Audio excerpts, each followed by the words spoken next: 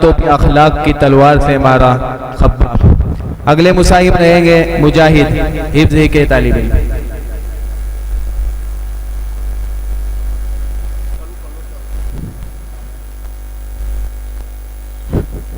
السلام علیکم ورحمۃ اللہ وبرکاتہ۔ نحمده ونصلي على رسوله الكريم اما بعد، اعوذ باللہ من الشیطان الرجیم، بسم اللہ الرحمن الرحیم، وما ارسلناک الا رحمۃ للعالمین، صدق اللہ العظیم۔ صدر محترم اور معزز سامعین، ازل سے قدرت کا یہی دستور رہا ہے کہ جب صداقت و امانت کا درخت مرجھانے لگتا ہے، اخوت و محبت کے رنگین اور بکھرنے لگتے ہیں، عدالت کا باغ ویران ہونے لگتا ہے، تو اس وقت روح انسان چیختی ہے کہ اے خدا رحم فرما، کرم فرما۔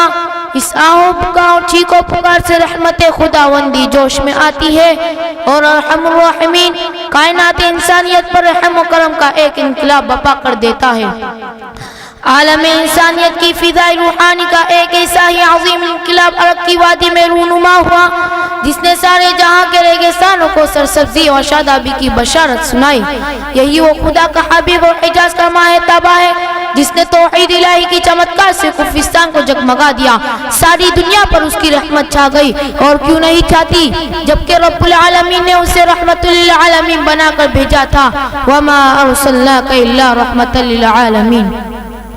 عاشقان رسالت جہل و تعصب نے ہمیشہ اعلان حقیقت اور اعتراف صداقت کی راہ روکنا چاہا ہے، مگر رسول اکرم صلی اللہ علیہ وسلم کے رحم و کرم کے سامنے اس نے بھی جبین عقیدت خم کر دیا۔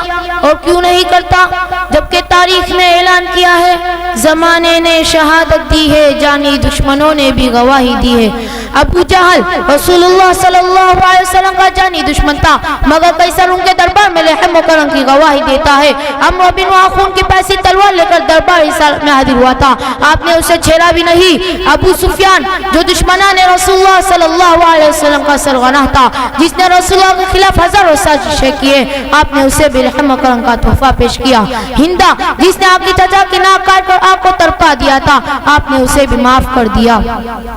لوگوں میں کہاں تک شمار کراؤ، جاؤ تاریخ کی نگاہ اور آسمان کے تاروں سے پوچھو، عرب کے صحراؤں سے پوچھو، سیحان مکہ سے پوچھو، ام القرى کے ذرووں سے پوچھو، دشمنان اسلام سے بھی پوچھو، سب کے سب یہی کہیں گے کہ تاجدار مدینہ نے فاتح بن کر بھی اغیار پر رحم و کرم کیا ہے، حکمراں بن کر بھی دشمنوں سے عفت اور گزر کا معاملہ کیا ہے، غالیہ سن کر بھی دعاؤں کا گلدستہ پیش کیا ہے، زخم کھا کر بھی دعا ہدایت دی ہے۔ تاریخ شاہد ہے، سیرت کی کتابیں گواہ ہے، ذخیرہ حدیث لب پہ کشا ہے کہ آپ نے کبھی کسی جانی دشمن اور قاتلانہ حملہ کرنے والوں سے بھی انتقام نہیں لیا۔ ایسی بات نہیں کہ آپ میں انتقام کی طاقت نہیں، دشمن آپ کے قبضے میں تھا، شمشیر اور سنان بھی موجود تھے۔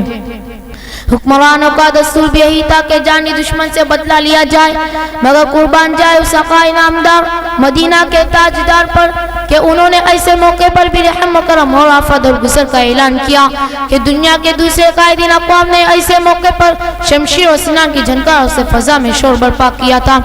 رسول عربی کے دیوانوں، رسول اکرم صلی اللہ علیہ وسلم کی حیات طیبہ میں انفرادی طور پر دشمنوں سے انتقام لینے کے بہت سارے مواقع آئے، مگر انتقام کا سب سے اہم موقع فتح مکہ کی تاریخ تھی۔ یہی وہ مکہ تھا جس کے باشندوں کی شقاوت قلبی نے فرزندان اسلام اور پیغمبر اسلام پر عرص حیات تنگ کر دیا تھا، جن کی چیرہ دستیوں کے تسلسل نے رسول اللہ صلی اللہ علیہ وسلم کو ہجرت مدینہ پر مجبور کیا تھا۔ آج اسی وادی مکہ میں محمد رسول اللہ صلی اللہ علیہ وسلم فاتح اور تاجدار مدینہ بن کر آئے تھے۔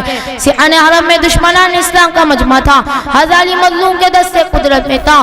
صحابہ کرام رضی اللہ عنہ الیوم یوم الملحمہ کے ترانے گا رہے تھے کہ آج انتقام کا دن ہے۔ صحابہ کرام رضی اللہ عنہ جوش انتقام میں پکار کر کہہ رہے تھے، ایک قریش کے جیالو، ماضی تمہارا حال ہمارا ہے، کل تمہاری تلوار ہماری گردن تھی، آج ہماری تلوار تمہاری گردن ہوں گی، آج تمہارے مظالم کا بدلہ لیا جائے گا۔ مگر قربان جائے اس رحمت عالم صلی اللہ علیہ وسلم کے رحم و کرم پر کہ جس نے الیوم یوم الملحمہ کے جواب میں فرمایا نہیں نہیں، آج تو عفت اور گزر کا دن ہے، اليوم یوم المرحمہ، آج تو رحم و کرم کا دن ہے، ہم تو رحمت للعالمین بنا کر بھیجے گئے ہیں، ہم انسانیت کو آباد کرنے آئے ہیں۔ یہ جواب سن کر رسول اللہ صلی اللہ علیہ وسلم کا جان نثاروں اور لشکر اسلام کے جیالوں نے شہنشاہ دو عالم تاجدار مدینہ کو ان اعداء اسلام کے ہولناک مظالم اور کالے کرتوتوں کو یاد دلایا۔ یا رسول اللہ صلی اللہ علیہ وسلم، انہی درندوں نے حضرت بلال حبشی رضی اللہ عنہ کے سینے پر پتھر رکھ کر تڑپا دیا تھا۔ یا رسول اللہ صلی اللہ علیہ وسلم، انہی بدبختوں نے حضرت سمیہ رضی اللہ عنہ کو شرمناک طریقے سے شہید کیا تھا۔ یا رسول اللہ صلی اللہ علیہ وسلم، یہ وہی ہند ہے جس نے آپ کے چچا کا کلنجہ چبایا تھا اور ناک کاٹ کر گلے کا ہار بنایا تھا۔ یا رسول اللہ صلی اللہ علیہ وسلم، یہ وہی ہے جنہوں نے مکہ کی گلیوں اور آپ کے گزرگاہوں میں کانٹے بچھائے تھے۔ یا رسول اللہ صلی اللہ علیہ وسلم، یہ وہی ہے جنہوں نے آپ کا قتل کا منصوبہ بنایا تھا اور آپ کے خون کے پیسے تھے، مگر لاکھوں جانیں قربان ہو آپ کی رحمت للعالمین پر کے کسی سے انتقام نہیں لیا، بلکہ آپ صلی اللہ علیہ وسلم نے فرمایا، اے قوم قریش، گھبراؤ نہیں، میں بھی تمہارے سے وہی معاملہ کروں گا جو حضرت یوسف علیہ السلام نے اپنے بھائیوں کے ساتھ کیا تھا۔ جو حضرت یوسف علیہ السلام نے کہا تھا، میں بھی تم سے وہی کہوں گا۔ اعلان ہو گیا، لا تثریب علیکم اليوم اذهبوا فانتم الطلقاء، آج تم پر کوئی سرزنش نہیں، جاؤ تم سب کے سب آزاد ہو۔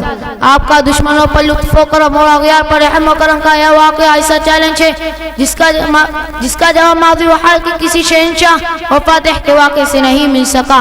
پوری انسانی تاریخ کی اور گردانی کیجئے اور دنیا بھر کے فاتحین کو سامنے رکھے، اس طرح کی کوئی مثال نہیں ملتی۔ اس لیے ہم فخر سے کہتے ہیں، آئے دنیا میں بہت پاک مکرم بن کر، آئے دنیا میں بہت پاک مکرم بن کر، مگر آیا نہ کوئی رحمت عالم بن کر۔ اللہ تبارک و تعالی ہم سب کو رسول اکرم صلی اللہ علیہ وسلم کے اسوہ حسنہ پر عمل کرنے کی توفیق عنایت فرمائے۔ وما علینا الا البلاغ۔